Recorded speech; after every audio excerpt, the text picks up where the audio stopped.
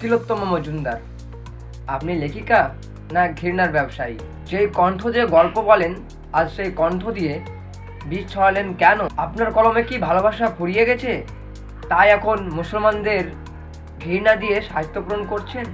মুসলিমরা কি সন্ত্রাসবাদী? মুসলিম কমিউনিটি, মুসলিম দল কি সন্ত্রাসবাদী? বললেন তিলোত্তমা।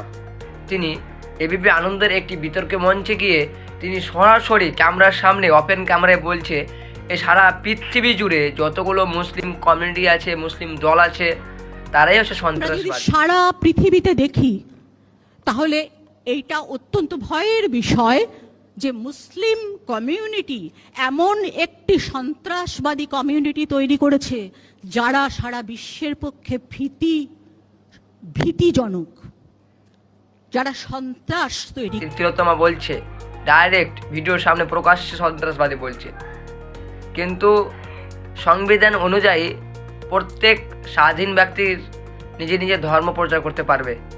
কিন্তু এবিপি আনন্দ, যেটাকে আমরা ভালো একটা প্ল্যাটফর্ম মনে করছিলাম বা খবর সংবাদ মাধ্যম মনে করতাম, সে এবিপি আনন্দে এরকম কি আমাদের খবর দিতে পারে যে যেখানে একটা কমিউনিটিকে সন্ত্রাস বলে দাবি করলো তিলোত্তমা?